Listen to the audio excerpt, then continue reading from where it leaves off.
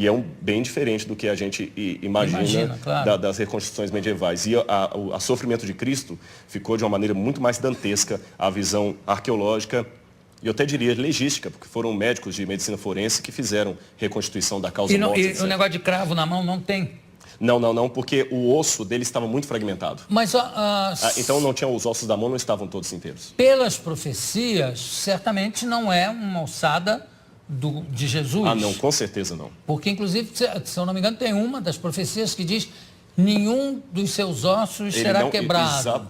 E não conhecerá a corrupção. E nós temos evidências. Eu sei que muitos historiadores hoje negam a ressurreição de Jesus, pensam que é uma teologia, mas eu digo, com base histórica, a ressurreição de Jesus aconteceu e nós temos muitos elementos históricos para afirmar isso, a despeito do questionamento de muitos historiadores. Mas sobre a ressurreição? Sobre a ressurreição. Mas qual é o dado histórico que pode haver sobre a ressurreição? Claro que é uma questão de fé, para mim é uma questão de fé. A própria forma como os relatos evangélicos estão não demanda uma propaganda. Porque o que é uma propaganda? Uma propaganda, às vezes, você mascara, enfeita uma coisa para vender um produto. Aqueles discípulos estavam, em primeiro lugar, sofrendo perseguição e abuso por causa daquilo. A ressurreição era uma única doutrina da antiguidade que ninguém aceitava. Eles aceitavam a história de Platão, que a sua alma ia para o Éon, podia aceitar a história de Pitágoras, que você transmigrava a alma de um corpo para o outro, ou então ficar com os epicureus, que morreu, acabou. Mas reencarnação. A reencarnação exatamente, a transmigração de almas está ali perto. Exatamente, alguns judeus aceitavam a reencarnação.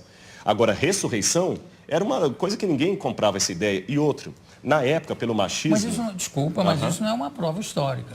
Sim, mas a forma como os evangelhos foram descritos é interessante. Eles quebram todas as regras de propaganda. Quer um exemplo?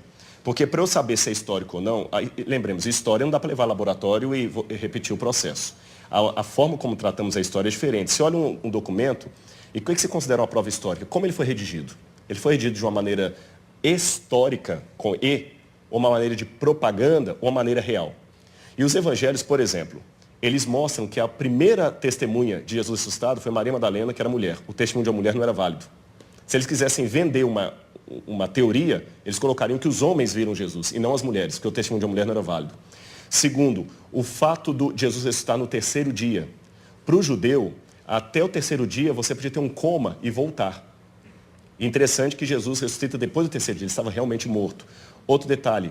Eu sou uma pessoa de fé, né? Entendi, claro. Estou aqui fazendo um pouco o advogado dele. Que é o seguinte.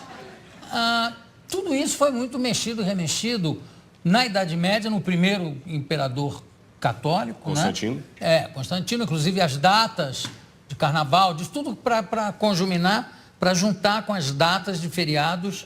Exatamente, pagãos. E também ele foi um pouco copydesk dos evangelhos, que tem uma opção de outros evangelhos que ele é que resolveu que não valiam. Na verdade, quando a gente trabalha isso, a gente trabalha com a crítica textual. A crítica textual se vale de documentação anterior a Constantino. Então nós temos fragmentos do Evangelho de João, por exemplo, John's Highlands, que data do ano 150, 170 antes de Constantino. Outro detalhe, Constantino era analfabeto. E os evangelhos apócrifos que começaram a surgir, os famosos aí, com todas aquelas histórias, eles não foram aceitos no cânon. E até contrário à decisão de Constantino, que Constantino queria que eles entrassem. Esse é um detalhe curioso da história, não foi ele que selecionou 4. Constantino não tinha cultura teológica, ele era analfabeto. Constantino permaneceu pagão até o final, ele pretendeu ter se convertido. Ele era um político fantástico. E um último detalhe, nós temos uma informação que me chama a atenção. Flávio Josefo, um historiador judeu do primeiro século, que não era cristão, ele escreveu: Jesus Cristo, houve um homem, no grego está ginestai, um homem chamado Jesus, que foi crucificado, morto por Pôncio Pilatos, e segundo os seus discípulos, ressuscitou no terceiro dia e apareceu a muitos. Flávio Josefo nunca se converteu ao cristianismo, era um historiador judeu, e ele dá esse depoimento que a ressurreição era algo testemunhado. Esse texto é tão importante que alguns críticos falam, não, foi copista cristão que interpolou, que copiou. Porém, todas as cópias de Josefo que nós temos, inclusive uma cópia, uma tradução para o árabe, feita por muçulmanos, contém esse trecho. Então, do ponto de vista da crítica textual, é um texto autêntico, original de Josefo, também testemunhando a ressurreição. Claro. Eu não duvido a autenticidade dos textos.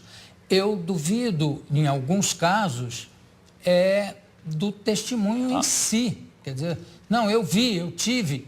É um testemunho, está lá escrito que ele viu e que ele teve, mas Claro. que ele esteve mais... Agora, tem uma coisa que é bom, eu gostei de você ter falado uma coisa. Na Idade Média, se acrescentaram muitas lendas.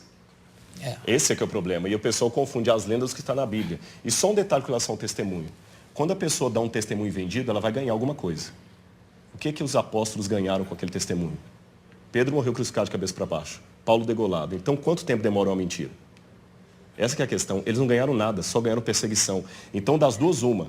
Ou aquele pessoa era muito doido, ou ficaram tão extasiados com aquilo que preferiram morrer a negar o depoimento que eles estavam. Se fosse uma mentira, eles tinham pulado fora. Ninguém ia ficar com Cristo até o final. O único que traiu foi Judas. Os outros ficaram e até hoje a história está aí. E nem a modernidade conseguiu matar essa brilhante história da ressurreição de Jesus.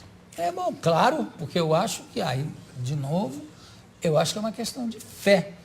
Né? Se você acredita, acredita. Se você não acredita, não adianta. Agora, é importante, Jô, a gente ter bem claro isso. Concordo, é uma questão de fé, mas a fé é racional. Porque senão eu posso... Essa frase é a maior antifrase que eu já ouvi aqui na minha vida, Rodrigo. A fé é racional. Ela é racional, porque senão ela não é fé, é fideísmo. Você é um craque, realmente. Parabéns. Obrigado.